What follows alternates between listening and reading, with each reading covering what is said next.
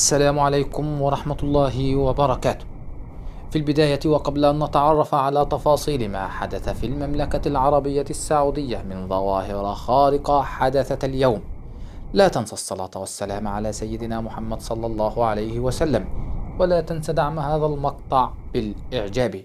وإذا أردت مواصلة ومتابعة ما يحدث حولك في هذا العالم فاشترك معنا في هذه القناة.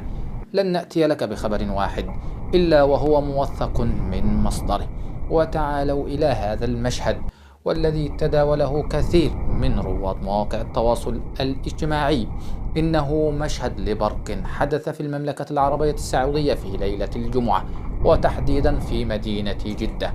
مشهد لبرق يكتب اسم النبي محمد صلى الله عليه وسلم. أمام هذا المشهد الجميل والمهيب والبديع لا تعجز عن قول سبحان الله، سبحان من أرسل هذه الصواعق، سبحان من أرسل هذا البرق، وسبحان من يرسل الصواعق فيصيب بها من يشاء ويصرفها عن من يشاء. وتعالوا الآن إلى حدث آخر ننقله لكم عن كثير من المواقع الإخبارية كما نشاهده الآن من موقع البوابة نيوز.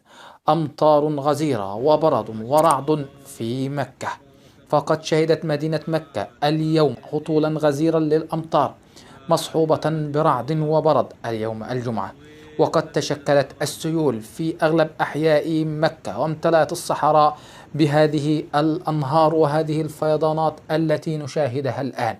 وهذا ما أخبر به النبي صلى الله عليه وسلم عندما قال: لا تقوم الساعة حتى يكثر المال ويفيض، وحتى يخرج الرجل بزكاة ماله فلا يجد أحدا يقبلها منه، وحتى تعود أرض العرب مروجا وأنهارا.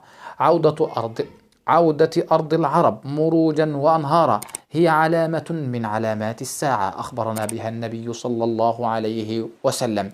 وفي الآونة الأخيرة رأينا مشاهد كثيرة من هذه الفيضانات وهذه الأنهار التي بدأت تملأ الصحراء، حتى الثلوج بدأت تتساقط في الصحراء التي لم تعهد تساقط الثلوج، وحولت الأجواء إلى أجواء أوروبية. في النهاية لا تنسى الاشتراك في هذه القناة لتتمكن من متابعة أهم القضايا والأحداث القادمة إن شاء الله. والسلام عليكم ورحمة الله وبركاته.